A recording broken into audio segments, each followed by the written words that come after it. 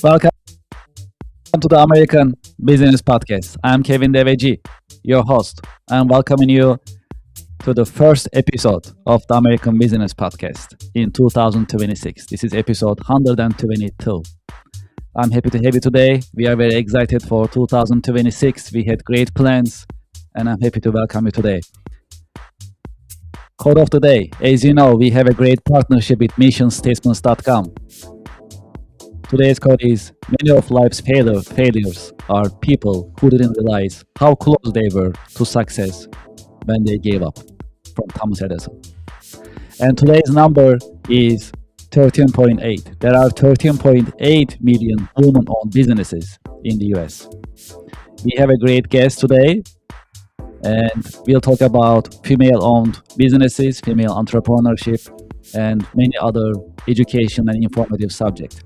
Before I invite our guest to our virtual stage, let me share some updates about the American Business Podcast. As you know, the American Business Podcast came a long way in 2025. In 6 months, we received YouTube Silver Award, and in 10 months, we received more than 130,000 YouTube subscribers and more than 1 million YouTube views. Thank you so much for your support and help. There is more, and we are working so hard to make sure the American Business Podcast is informative and always educational for you.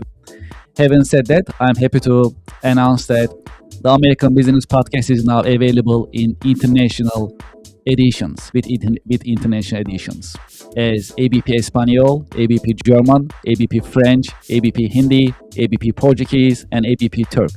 That is a first as an American business podcast having international podcast editions. So we are happy to be first in US, and we have many more news and updates coming up in the American Business Podcast. As I always say, the American Business Podcast is the voice of American business. We promote, we support, and we uplift American businesses, nonprofits, manufacturers, and the business community. Having said that, let's invite our guest to our virtual stage and let's get the conversation started. Hello, Sarah. Welcome to the podcast. Thank you so much for having me. It is my pleasure. How are you? How was your holiday, the New Year's, and the weekend? Actually, really fun for me. I got to take my first trip to New York City as an adult the week before Christmas, and so that was incredible. I actually was able to go up to the Times Square Ball and take a piece of it. I don't know if you know that's a thing, but I was like, what is happening to me right now? But I had That's an exciting. incredible, what? That's exciting. Yeah, it was super exciting. But I had an incredible Yes. Christmas with my husband and our 3.5-year-old, and Mhm. it was really our first Christmas with the Christmas magic with her, and she really understood what was going on. So it was Yes, the best. absolutely. Where are you based out of? I'm based out of Louisville, Kentucky. Okay. Yes, that sounds great. Well, so the American Business Podcast, us, we are based in New York City. Sometimes we also stream from Houston, Texas. Okay. Yeah, I'm glad you made it to New York with your family. And you're right, especially in holiday season, it's really magical in New York It's City. gorgeous. And It's I'm so glad that you cool. made it. Yes, that's lovely. That's lovely. How is your take for 2025? Any reflection on 2025? Any plans for 2026? Yeah, I think 2025, in the best way possible, was a year of pivot for me.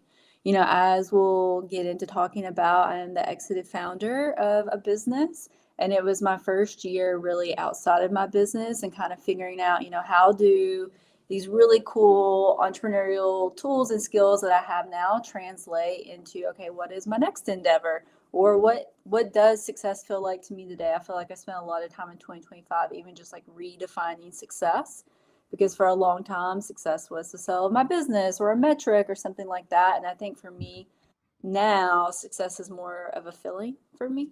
So I think that was 2025, was figuring out, okay, I've got this transition year. What am I doing next? And then 2026 is kind of a year of refinement in a lot of ways. And I'm doing a lot of advocacy and activism work that I'm very fortunate to be able to do as a result of the entrepreneurial success that I've had And so I'm very excited to see how that work unfolds in 2026. Absolutely. You're our first guest in the American Business Podcast in 2026. It's going to be a great year, It's gonna and be I'm happy to fantastic. have you today. Absolutely, absolutely. We keep the spirit high, hopes high, and positive Oh energy yeah, always wins. We truly believe that. We are excited for 2026 and happy to have you. Let's get our conversation started in more detail, if that's okay. absolutely. As a start, would you please introduce yourself and your organization to our viewers and to our listeners? Of course. My name is Sarah Michelle Boes, and I am the exited founder of Sarah Michelle MP Reviews. It was a test prep business that I founded during COVID that had an emphasis on helping other nurse practitioners, because I'm a nurse practitioner, but helping other nurse practitioners pass their board exams with more confidence and less anxiety. And it was kind of this beautiful storm and moment in time where it wasn't great that everybody was feeling so anxious with it being during COVID, but the test prep industry was very much ready for a challenger brand, and that's what I was. And for people to really feel like seen and heard for the first time in that space, for a little bit of just perspective, there were 5 or 6 major brands. I used to call them the old dogs, but they had a very set way in which they did test prep, which was fine. It worked, but it didn't meet every student where they were at, and it didn't meet me where I was at. And I had a lot of anxiety preparing for my exam, on top of the fact that it was COVID. And so I would show up to take my exam, and doors would be closed, and you wouldn't know when you were going to take it. And it took me 5 times of doing that to finally actually take the exam. Creating that business was an incredible life-changing event for me in every sense of the phrase life-changing event. Leading up to COVID, I was making 40 grand a year as a nurse, and we ended up hitting our first 7 figures in 7 months in my test prep brand. And that was with me, one full-time employee and one part-time employee at the time. We were a very lean team. And then right at the 2-year mark was when I went on to sell that business into a bigger test prep brand. And then I later served as their chief nursing officer before I decided, going from entrepreneur to employee is a hard pivot back. And I wasn't ready for how hard that was going to be. That's just emotionally hard. And so, as I said earlier, last year was my first year out and figuring out what I'm doing next. And this year is how I'm refining all those things that I want to do. Yeah, this is really exciting. Super exciting. This is a really, really inspirational conversation. Well, how did your career journey started? How it has unfolded over the years? That in itself has also been a wild ride. I love school, which is how I had 3 degrees by the time I was 25. So I actually got my nurse practitioner degree as a 25-year-old, which is still a lot for me to think about. And when I was actually in nursing school, I was almost thrown out of nursing school because I had a panic attack during a clinical, and I had it literally like in the nurses station in front of everyone. And so they literally said to me, they were like, we just don't know if you have the ability to almost like manage your anxiety in a way that you can show up as a safe and competent nurse. And so I had to advocate for myself and really decide for myself, like, is this anxiety thing that I have going on, that I've always had going on, going to debilitate me, or am I going to try to overcome it or adapt to it, or what does that look like?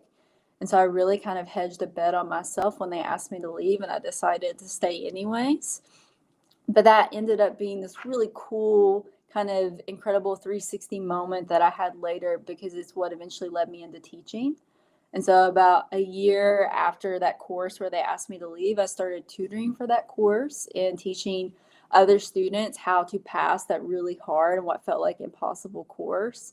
And I created this whole side hustle, and it was kind of my first like foray into entrepreneurship in this teeny way of, I get to set my own schedule and I get to set what I'm paid, and like, this is a cool experience, and I love to teach, and I'm lit up by teaching anyways. Like, why isn't this the thing I'm doing? And so after I got my bachelor's in nursing and became a bedside nurse, within 6 months I went back to get my master's in nursing education. And then within 6 months to a year after finishing that, I then went back to become a family nurse practitioner, because ultimately what I decided was I was so young that nobody was going to hire me to teach. they're going to look at me and be like, who are you? You have no experience. What's going on? And so I thought this additional degree would give me even more credibility to just get me closer to doing the thing that I wanted to do. When you look at your day-to-day work, what are the exciting and challenging parts of your work daily basis? I think, that's pivoted. When I was in the business itself, it was all figuring out in the day to day. Everybody talks about scale, scale, scale, and that becomes kind of this cliche word. But I was like, I'm riding a rocket ship. I have no formal business training of any kind. I am very much like figuring it out as I go. I was leaning into everything is figure outable. And so as I created my business, and I was the core educator of my business too, like I was creating the courses, I was teaching the courses, I was running the social media, like I was literally, I felt like wearing every hat imaginable. Every day, what I was building kind of unfolded differently. Like there was some days I was meeting with private equity and they're like, maybe we want to invest in you. And then there were some days where I just taught courses all day long.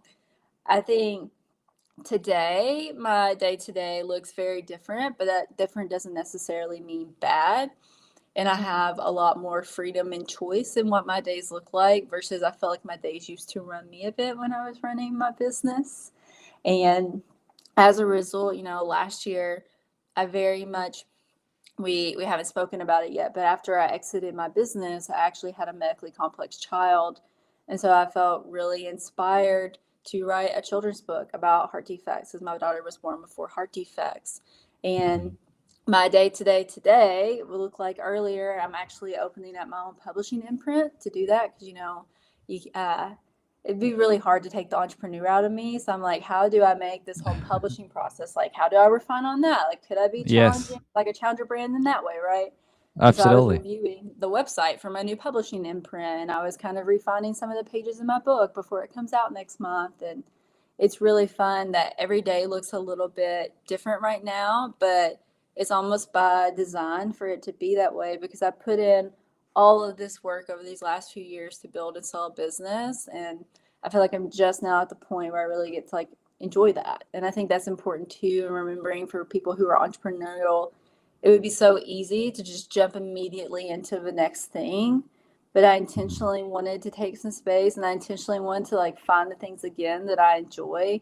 And then if I want to create a business out of one of those things that I enjoy, then I can do that. But Yes, most of the time the biggest challenge is to start the business and then you keep pivoting, depends on the feedback coming from the market. That's what oh we have been, yes. yeah, that's I what we tell have been people that all learning. the time. Yes, and also you mentioned about, publishing your book. Congratulations. I understand it's Thank coming you. up. Yes, so we love books. We love authors in the American Business Podcast, and we'll talk about books in couple of minutes with you. But absolutely, this is really, really exciting. And when you look at your organization, company, what are the biggest challenges facing the company organization? You will say moving forward. I think the biggest challenge is something that a lot of people will say right now is keeping up and being competitive in this AI space. Mhm. And that very much comes into being an education company because now you feel like you can get that education endlessly for free. And so, how do you pivot and work around that? And how do you maintain almost like that human connection a bit? It was really actually that was a core integral value and piece of why my company was so successful so fast and why we were able to exit so fast is a lot of the test prep brands that existed and had existed for decades very much felt corporate. And you felt just like a cog on the wheel or a number in the system. And you didn't really feel that personalized support in the same way. And so when my brand came in and I'm like, hey, you're anxious. I see you. That was just me. Like, let me be your guide. I didn't know it at the time, but I really love story brand. When I found out about it later, I was very much doing the story brand approach just inadvertently. But I think as long as we can find ways to ingrain that human connection and make people feel not like numbers or cogs in a wheel, then we're doing the right job. We just got to figure out how do we evolve alongside AI instead of competing against it. I think you just pointed a pretty important point. In the American Business Podcast, we keep talking about AI. We covered from Same different agree. subjects. How do you see the impact of AI on business in general? I think it expedites everything, but it also, there's kind of this interesting thing that happens with AI where it makes everything less personalized. So you can do so much faster, but you're depersonalizing it in the process. And for some companies, that will be stellar. When you're looking at something like test prep, like that's actually a really hard problem to solve for, and something that you have to be very innovative in your approach. And kind of like I was talking about before, evolving alongside it instead of competing against it. Like you don't want to be the company like, okay, I want to have human to human connection and I want this to feel like a personal brand like it's always been. So we're not going to do AI. Like I don't think that's the solution.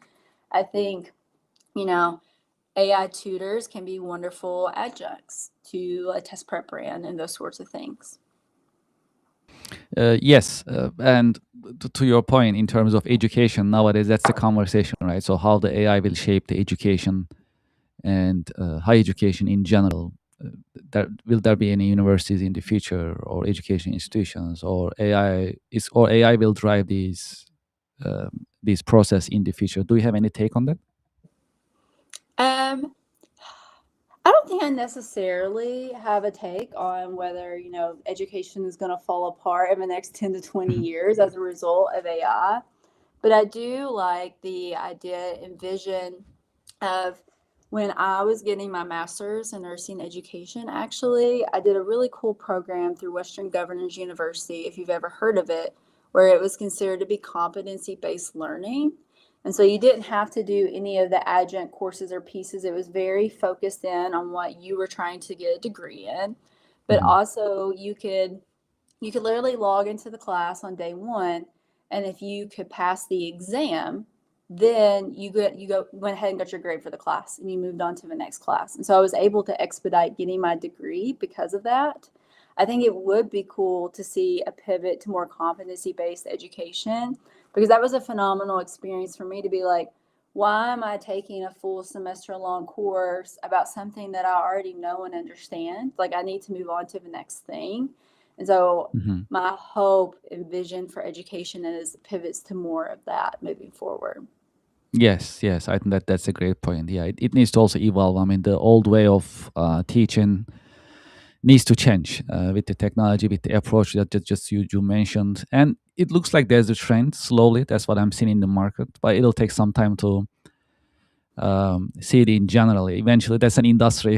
That's a pretty big industry, education. And for this type of change, it's going to be slow. It's going to take time, but it looks like it's happening. So that's really promising. Yeah, and then I think like an Mhm, interesting side conversation to that, I talked about, I'm opening up my own publishing imprint right now. I'm kind of diving into this publishing world. mhm, Obviously, AI is a super hot topic in mhm. publishing, and you know, copyright and intellectual property and all the pieces. But to give a fun example of how AI can kind of expedite things, I had always wanted to write a children's book. Didn't necessarily know that it was one day going to be about heart defects in my daughter, but I did have like this inherent desire.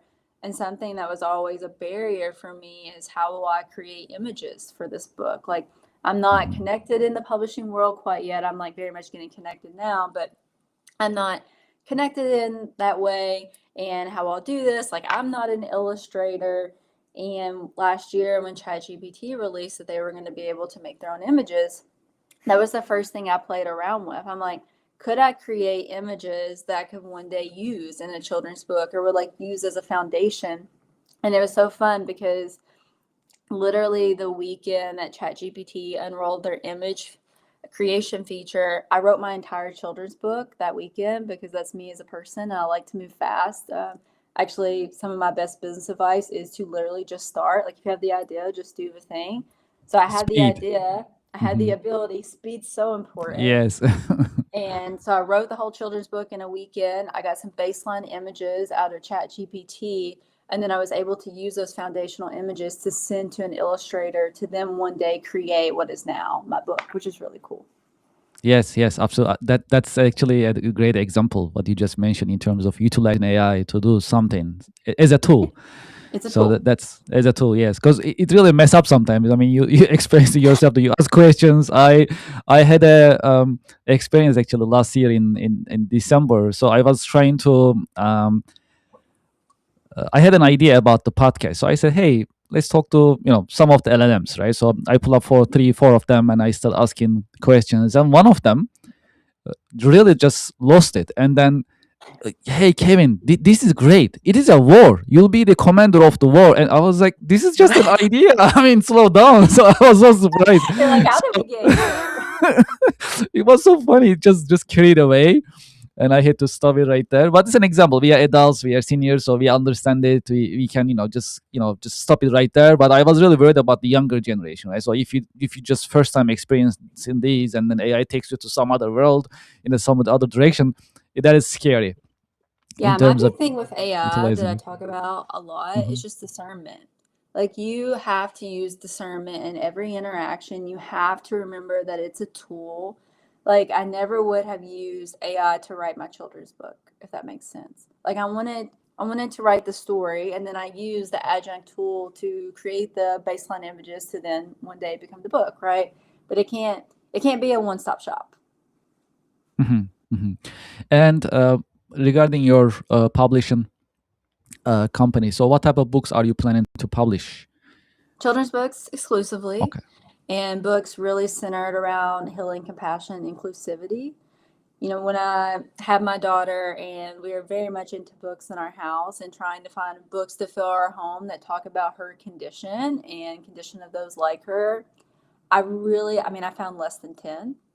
And so I wanted to make it a little bit broader than just heart defects. Hmm. But my envision is anyone who wants to write a book really revolving around inclusivity could come to Little Clover Press, is what it's called. Yes, absolutely. Um, I'm glad you talk about this. As I mentioned, we love books in the American Business Podcast. It's a great way to learn new things, different things, keep evolving and learning. We always talk about continuous improvement in the American Business Podcast, and books are the resource that we can use in that direction. And I'm happy to say we also receive a lot of requests from authors, especially business authors. They like to talk about their books. They like us to review their books. And this year we are starting a special segment in the American Business Podcast just for business book review. So it's gonna be more informative content for all of us as a business community, especially in the American Business Podcast. That's awesome. You have experience as an entrepreneur, and also um, I like to talk about female entrepreneurship, if that's okay. Of In course. 2025, which was our first year, first I must say 10 months. We are not 1 year old yet, what feels like years, which is great. So last year we talked about different business subjects with different female entrepreneurs, and we were really inspired by the knowledge and the drive. I see the same thing in you as well. This is really energizing. So how do you see the state of female entrepreneurship nowadays, and any advice for female entrepreneurs or future female entrepreneurs? Yeah.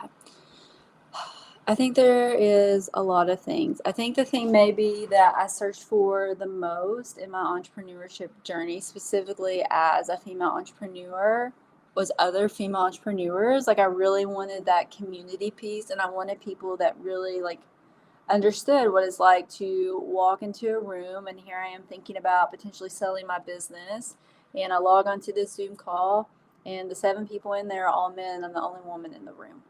And so I wanted people that had that inherent understanding, but also kind of the barriers faced as a female entrepreneur as well. There's this really like harrowing statistic that less than 2% of female entrepreneurs, hit that 1 million in revenue.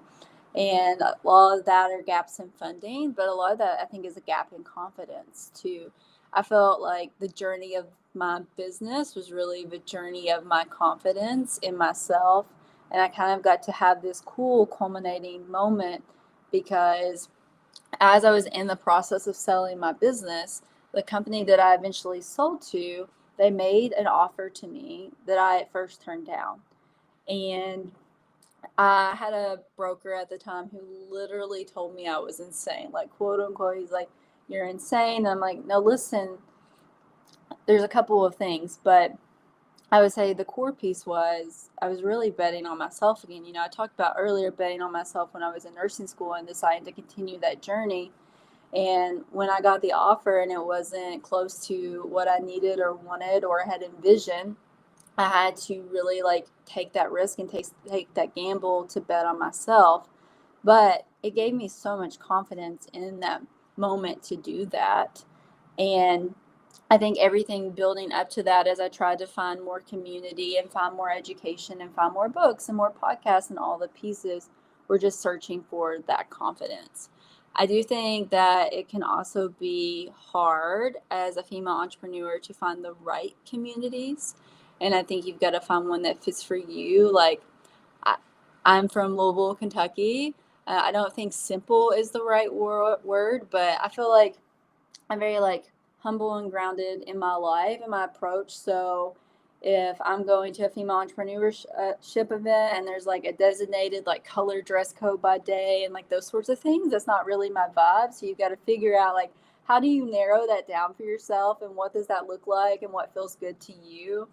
But I did an incredible retreat out in Sedona last year. And I love kind of getting to be able to separate and connect with other female entrepreneurs in different spaces. But out in Sedona, like we were hiking through the mountains and we were stargazing, we were doing all these different things. And none of that sounds like business building or entrepreneurship, but getting to have just like no fluff, all the facades gone, just real conversations with other people about how they're running their lives and their businesses. I mean, that's invaluable. Based on your experience as a business owner, as an entrepreneur, what are the best marketing practices that bring the highest ROI nowadays? It's interesting. I probably have a different approach than most people that would come on this podcast, but it's just based on my own lived experience. I still very much believe in organic marketing, and I believe in marketing that tells a story. And we talked about story brand and kind of like painting that transformation, those sorts of things, and positioning yourself as the guide. But I had $1 million in my business without ever running a single digital ad. And for most of that time, I was just feeding my community from behind a computer screen. Like I wasn't even necessarily like doing videos yet or being live on Instagram or like showing up in that way. But I was telling my story through writing. I was connecting with the humans. I've kind of co-creating these courses, practice questions, this like tutoring service with. And I think as a result, organic marketing, which sounds like so old school, can be really successful. And just remembering, I think the other thing too is always consistency. I feel like where a lot of people get lost is either they don't start the idea or they get lost in being consistent and practical with the idea. And when people see you showing up over and over and over, even if that's in your marketing or wherever else in your business, that is always fruitful. Absolutely. And to your point, what you just described is the best marketing practice in general. So, what we have been learning, what we have been seeing, marketing is my expertise. So, everything starts with positioning, right? So, who you are, what Positioning you do, what you offer, and who is your customer, the and making ideal that simple. profile. Exactly. And you reach out to them, right? You connect them. That is it. That is it. So I mean that's the best example that you just mentioned, and I'm glad that you talk about this. So sometimes there is a confusion in the market. So the marketing is not just throwing around digital marketing pieces or advertising or things like that. That comes later if there is a need. Everything starts with product, position of it, finding your right customer profile, which you just described it very clearly, and then communicating to them the value that you are offering, and then you deliver. That is pretty much it in a Yeah. simplistic term. And then you can support it with digital marketing, other marketing or other advertising methods if there is a need. And the word of mouth, to your point, the organic marketing is the best marketing method, the least, the most economical and the most impactful in general. So what you just mentioned, absolutely, just to support your point, it's a great example. I'm glad you talk about this. Also in business, the leadership is also very important. From your point of view, how do you define leadership, and what are the great leadership qualities? I think my leadership definitely evolved as I built my business. We were always kind of a teeny tiny team. And I've talked about human connection, and I always talk about being human first and remembering that these are humans on your team and they are humans that you are leading. And so their lives are more than just your business, even though if you wish their whole lives were your business, they are not, it is yours. And I think the best skill that a leader can have today is to be emotionally intelligent. And also, we talked about the big board prep companies, kind of students felt like numbers. You never want your team members to feel like numbers either. You want them to feel seen and heard, because then when they're having big issues, or even before they have big issues, they feel comfortable to come to you.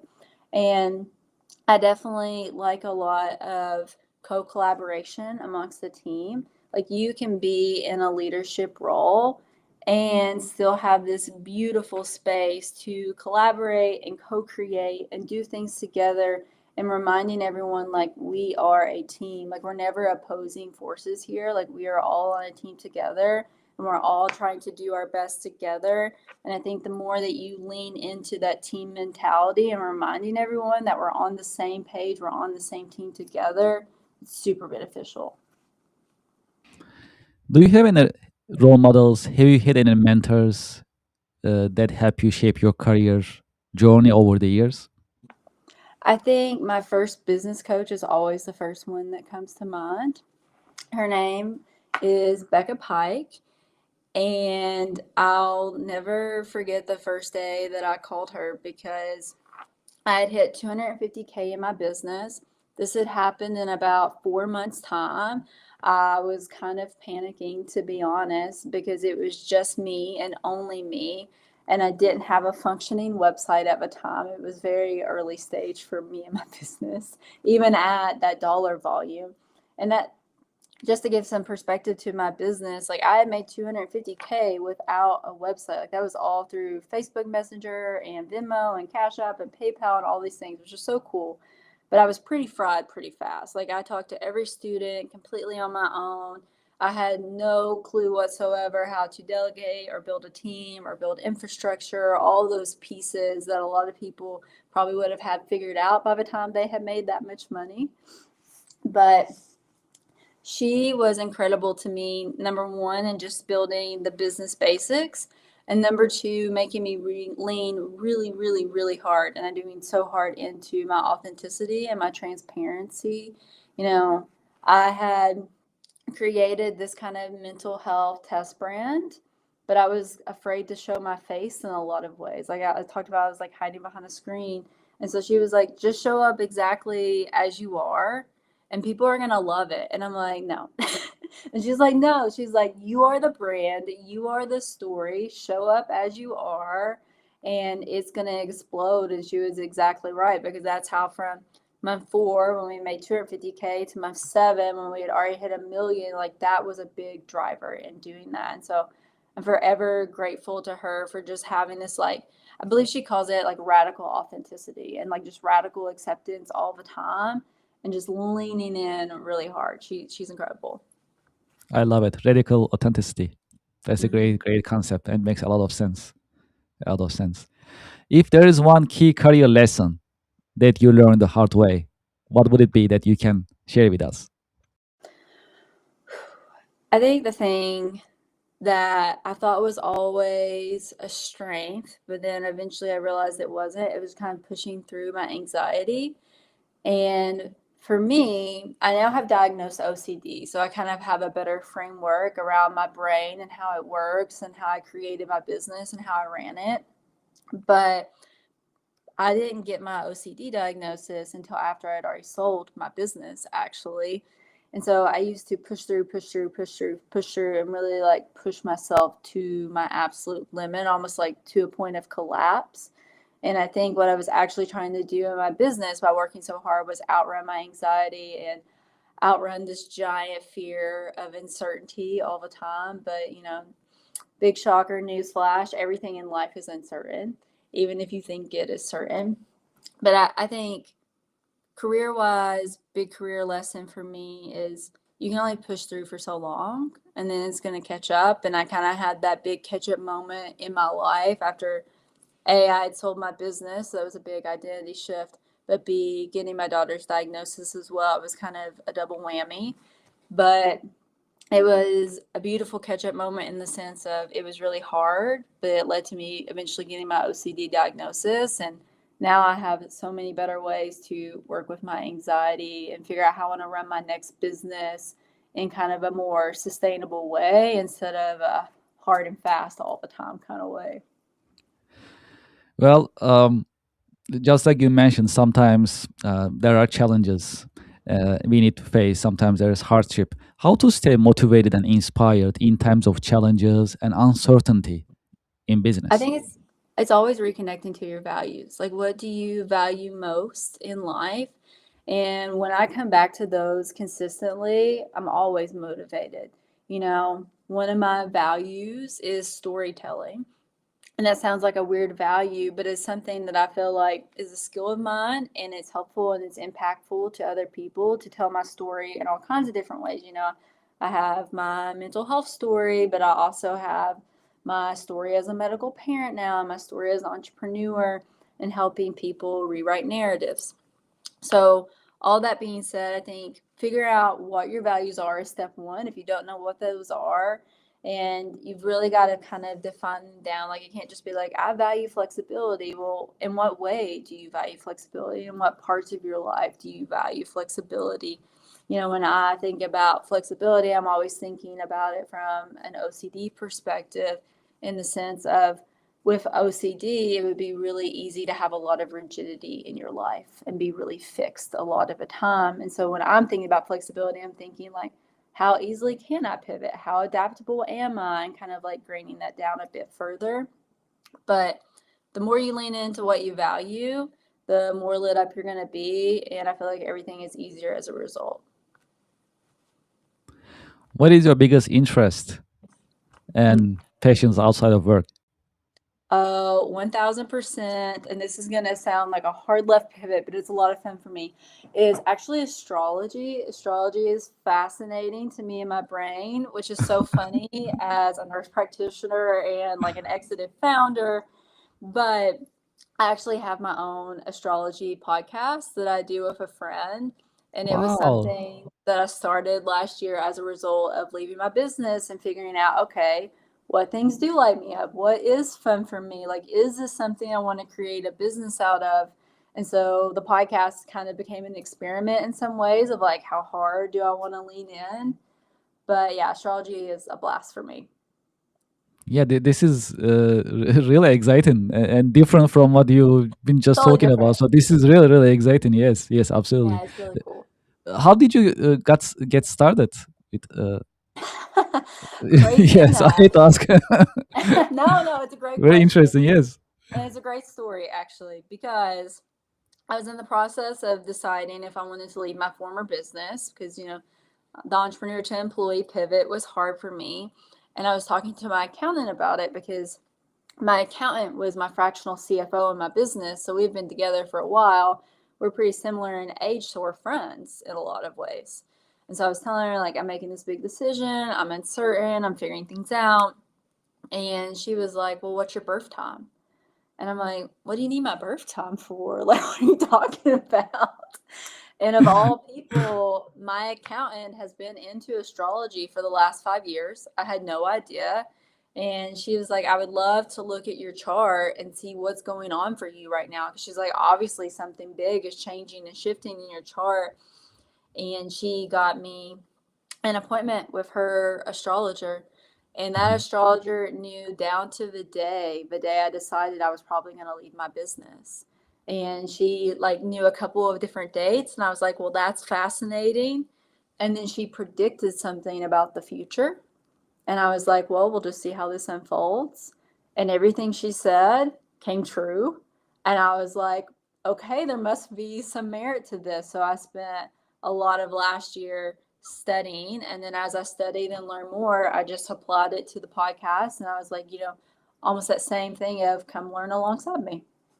Yes, absolutely. This is really interesting. Yeah, and it makes a lot of sense. I mean, I not always, but I also refer to it too sometimes to see what is going on. My horoscope is Taurus, so that helps a little bit to get an understanding what is going on and how things Yeah. are shaping. So and sometimes it's very interesting. It's just spot on. It That's can really, be so spot on, like yeah. eerily spot on. Yes.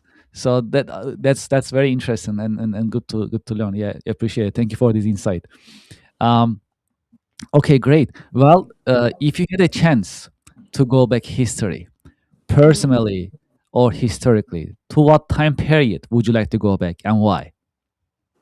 I'm going to be super selfish, which I try really hard not to do, but I would actually really, really love to go back to when I sold my business. And the reason for that is so I sold my business in June of 2022. We found out my daughter was going to be sick in July, and she was born the first week of August.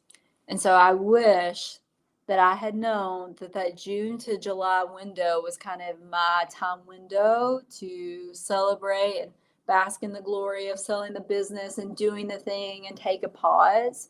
Because, instead, I was very much like, I'm about to give birth and have a baby and take a short maternity leave. So I need to get all my players in place and all my plans in place.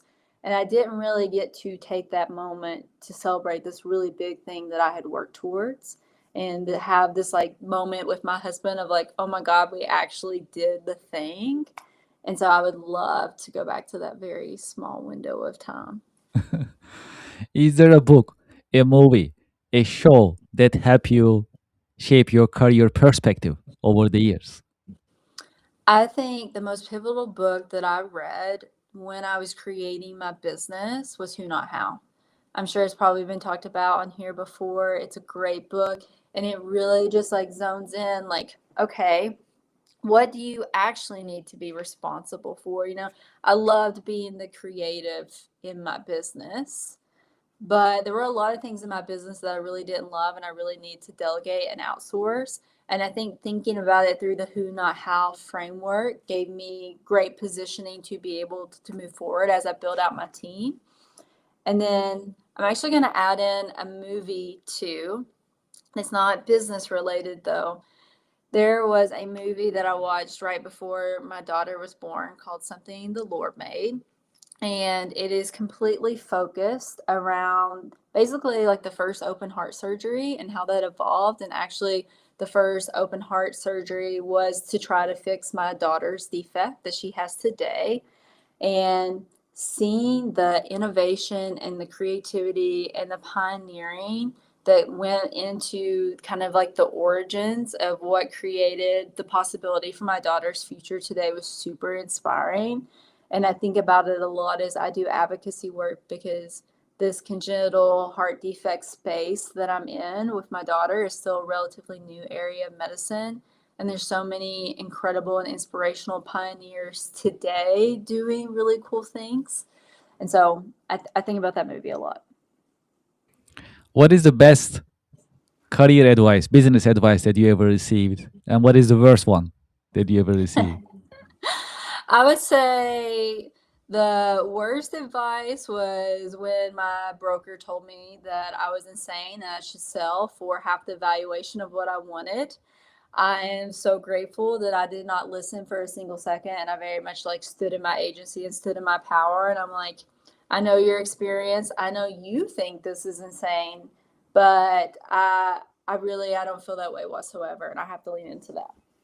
I think the best career advice that I could give to other people and just to make it like super simple and super tangible is to just start. So many people get lost in this analysis paralysis like, okay, I have the workings of a cool idea or something that I want to do or something that lit me up for a moment in time.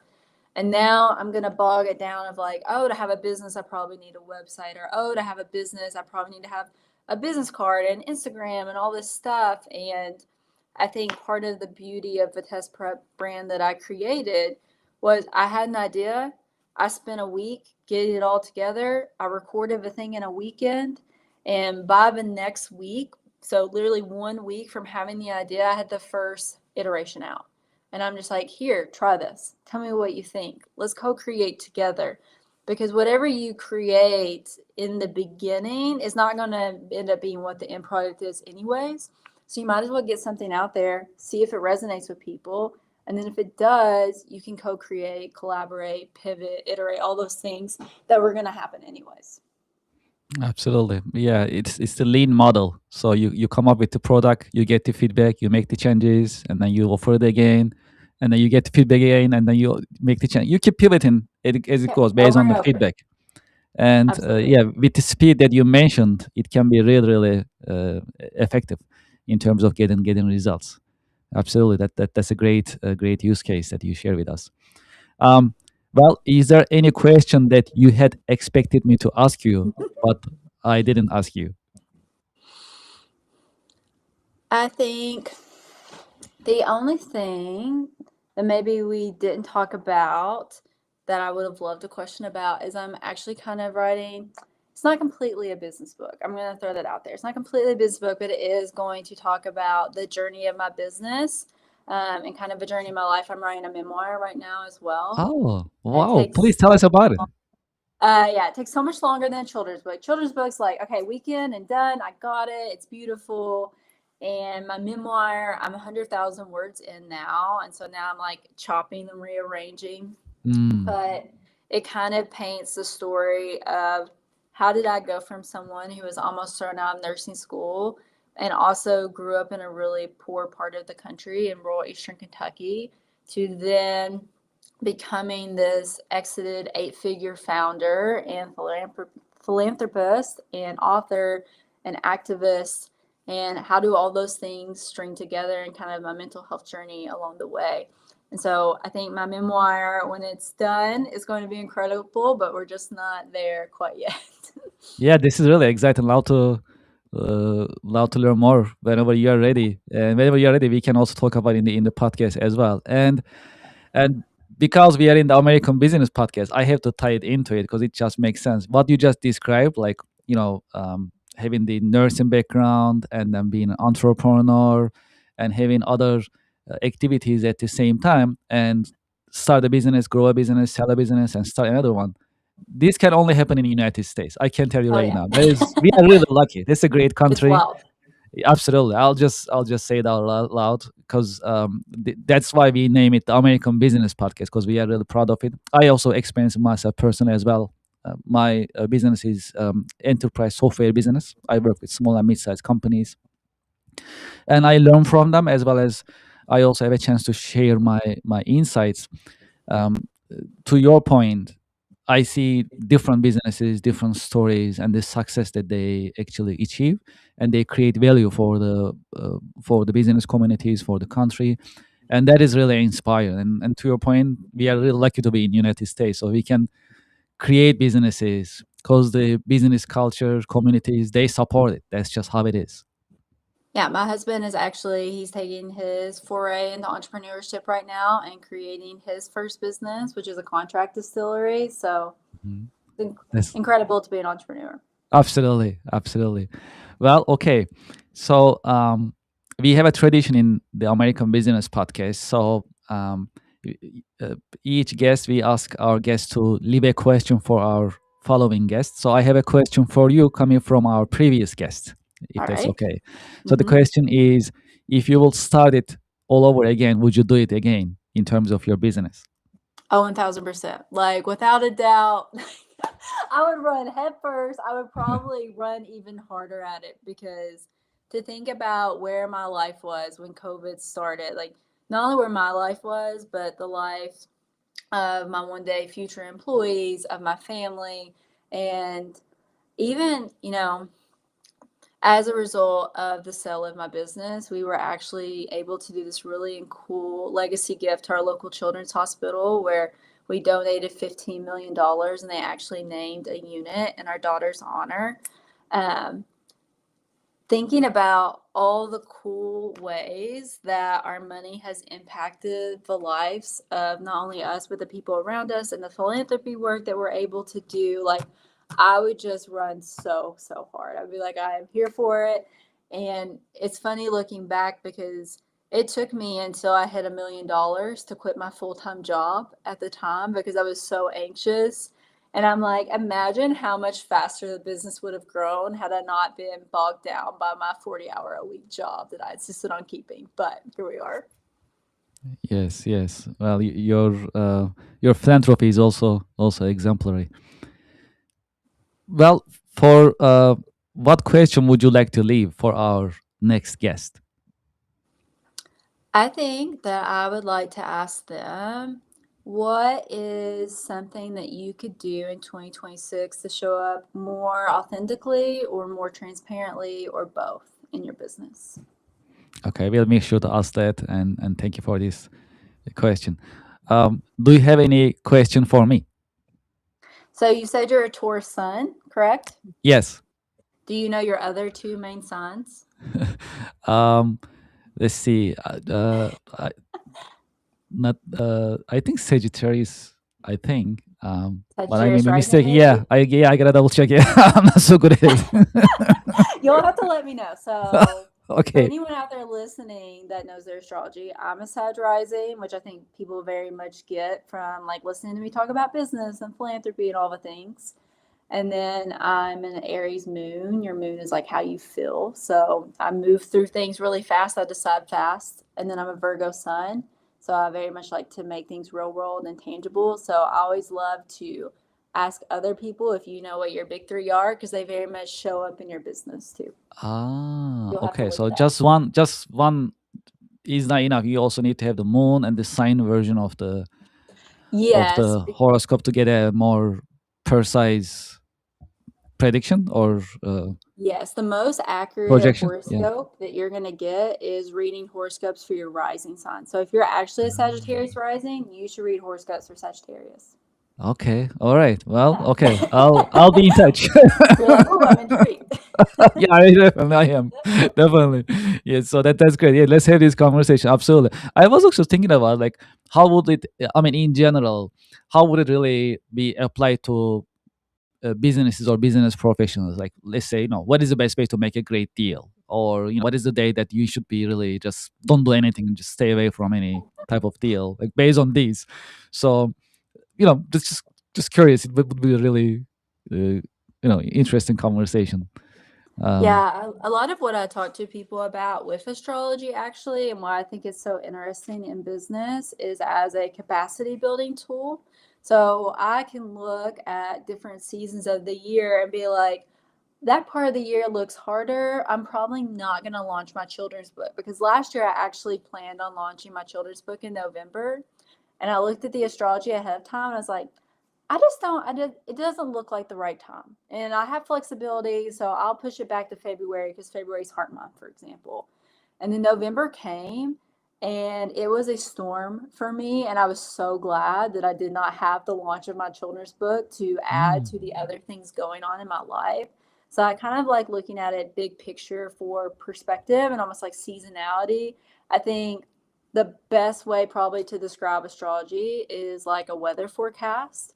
And so if you look at the forecast and it's like, it looks like it's going to rain tomorrow at 5 o'clock, you're probably not going to plan a picnic. Like you're probably going to have an umbrella and you're going to have a raincoat. And so you just get a little bit of mental preparation for what's coming.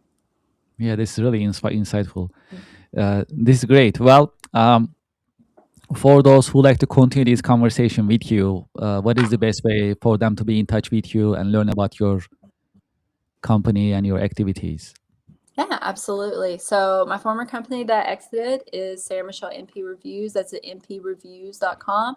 So if you know a nurse practitioner preparing for boards, they've got it all.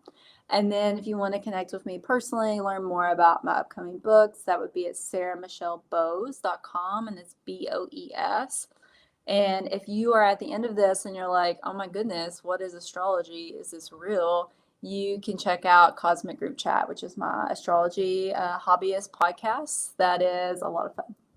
Yeah, this is really good. And if you can please leave your email address, we can also be in touch. I was just taking my notes. I don't think I have your contact information. I got it through the PR agency. So that'd be great if you can just type your email address in the chat box, if that's okay, so we can really stay in I'll touch. absolutely do that. Yes, and that was our first episode for the American Business Podcast in 2026. Thank you so much for being with us. That was a great conversation and very inspirational, I have to say, because this is our 122nd episode. I've been talking with many different business All the professionals, different owners. businesses. I'm in business myself, so I also experienced it. So I love your approach to entrepreneurship. We always support female entrepreneurship in the American Business Podcast. So you are a great example, and I love your story, and I love your humility.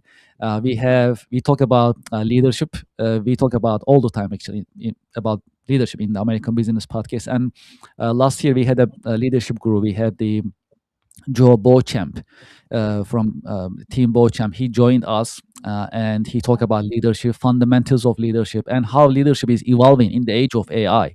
We talk about it. We talk about these. And when I asked him about defining leadership, what is leadership, and how a leader should be, the first thing he told us was humility. So that's what I see in you. So that's really, really motivation. That's yeah. So I like to share it with you. And thank you so much for being with us. Thank you for sharing your business story with us, and appreciate it. So looking forward to be in touch with you. Yeah. Thank you so much. I Thank you very much, and I wish you and your family a happy New Year. Oh yes, happy 2026. Yes. Thank you so much, and have a great year. Thank you. Well, to our audience and to our listeners, I hope you enjoyed today's episode.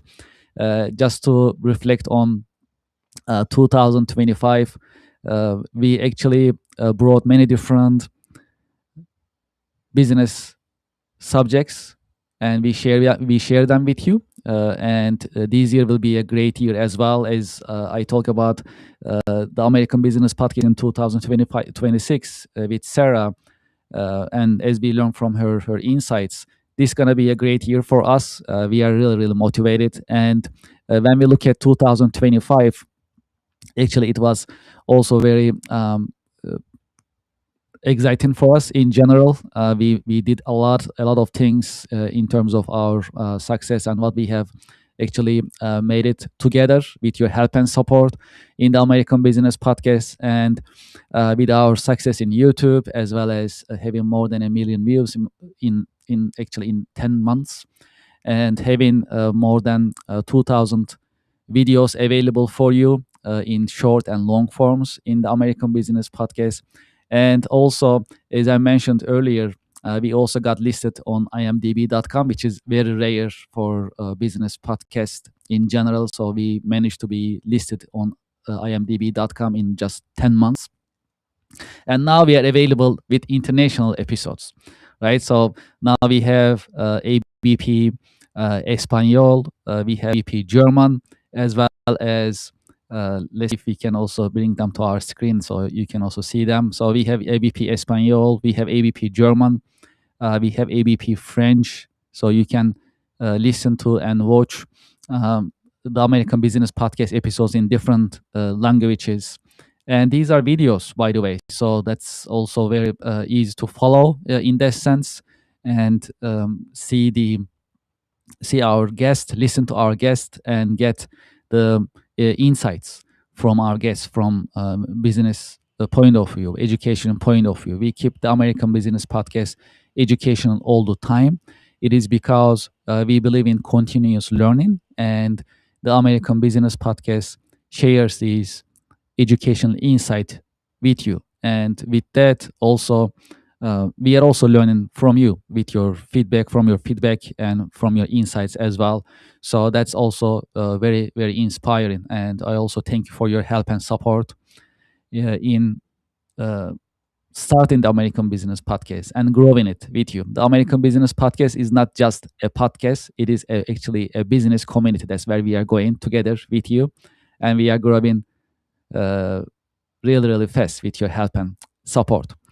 If you like to be a guest in the American Business Podcast, you can send us an email. Let's bring our latest email address to our screen. Let's update it right here on the screen. Okay, let's do this. Okay, so you can send us guest booking at americanpodcast.tv.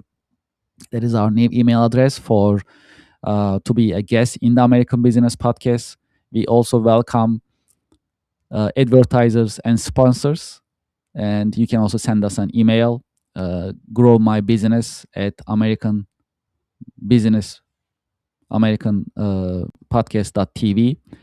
Also, you can send us an email for your feedback as well, americanbusinesspodcast@gmail.com. We still use the Gmail address. We are moving our email addresses to americanpodcast.tv at the moment. And that's a great way to be in touch with us. Also, we have a updated website, americanpodcast.tv. You can visit our website and you can learn more about what we are doing in the American Business Podcast, our plans coming up, and also you can also see our coming schedule. Great. We'll be right back after a quick break.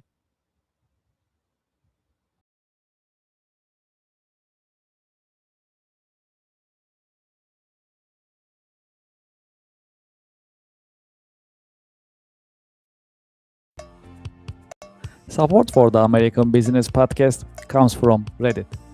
Do you know the biggest challenge nowadays for American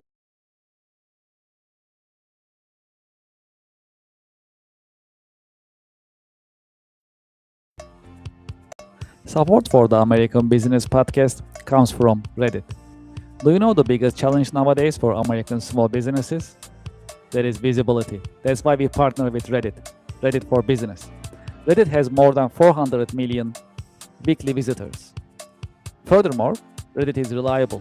Reddit is the number one source for real reviews on products, services, and brands.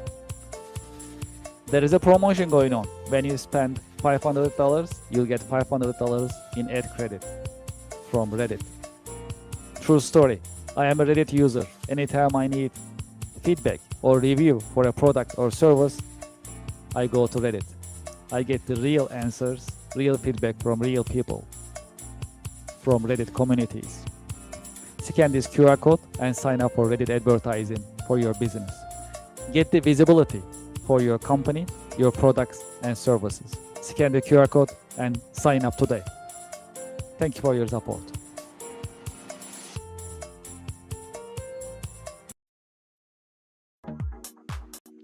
Support for the American Business Podcast comes from Brother. From large companies to small offices, Brother has powerful printers and all-in-ones for your growing business. Scan the QR code and find the best printers for your needs. When you scan the QR code, you can see the entire collection, business office equipment collection of Brother USA, and pick the one that you like. You'll find printers, labels, toners, all-in-ones, and other office equipment available on Brother website when you scan the QR code. Scan the QR code and start shopping for Brother office equipment today. Thank you for your support. Support for the show comes from Yelp. You know, I've been talking to more than 100 business owners in the American Business Podcast. Do you know the biggest problem for small businesses nowadays? It is visibility.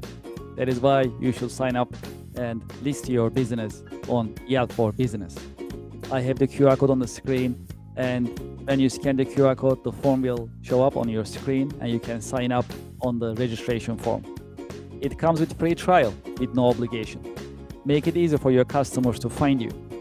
Do you know there are more than 70 million customers visiting Yelp website looking for services from businesses just like yours?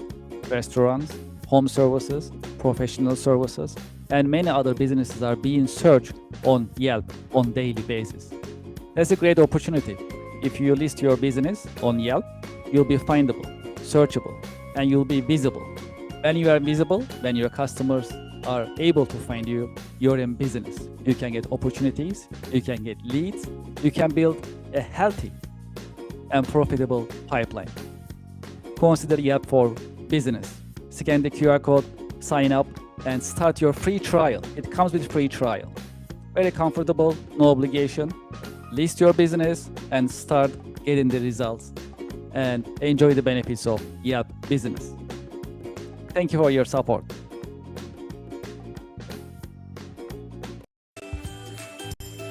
Support for the American Business Podcast comes from Rosetta Stone. Rosetta Stone is bringing you foreign languages. Learn from the experts, choose your plan to get started, sign up today. New Year is coming, and if your New Year resolution is learning a foreign language, Rosetta Stone is the choice for you. Rosetta Stone is offering you a long list of foreign languages: French, Italian, German, Chinese, Greek, Turkish, Polish, Portuguese, Vietnamese, and many more languages are available for you to get started today. Scan the QR code on the screen and sign up for Rosetta Stone and enjoy the learning experience of foreign language. Thank you very much.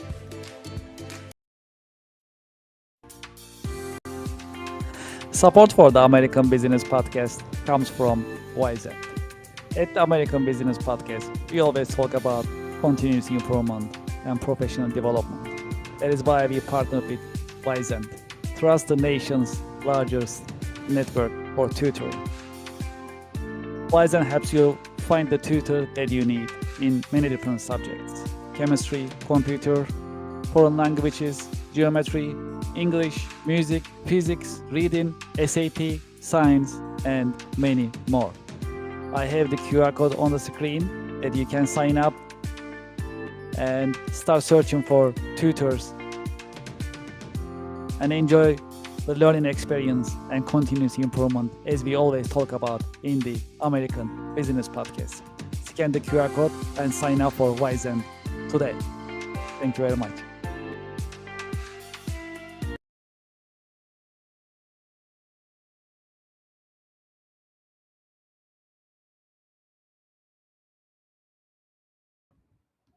We are back in the American Business Podcast.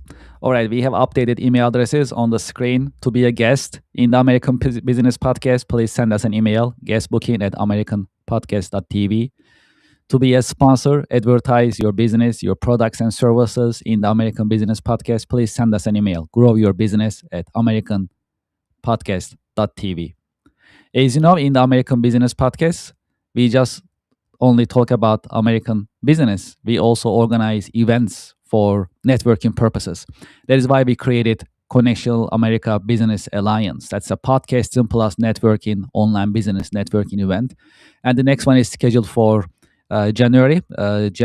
Let's look at and confirm our date. January 30th is our next date for the podcasting plus networking online business networking event. You can connect from anywhere in the US, anywhere in the world. The idea is to network with other business professionals. You meet with other business professionals, you connect, and at the same time, you are in the American Business Podcast in front of thousands of the American Business Podcast viewers and listeners. That's a great opportunity for you to introduce your company, your products, your services, and brands as well. When you scan this QR code, you'll see the list of Connection America Podcasting plus Networking online business networking events. You'll see the list of events on the screen, and you can pick the one that you like. January, February, March already been posted. This is a monthly online networking event. You pick the one that you like. Please sign up and join us. We have limited seating. And the January event for the January 30th is already been started. And I hope you can join us and connect with other business professionals and be part of the American Business Podcast business community. I'd like to thank you for your time and thank you for your interest. I'm looking forward to seeing you in the coming The American Business Podcast episodes. Thank you.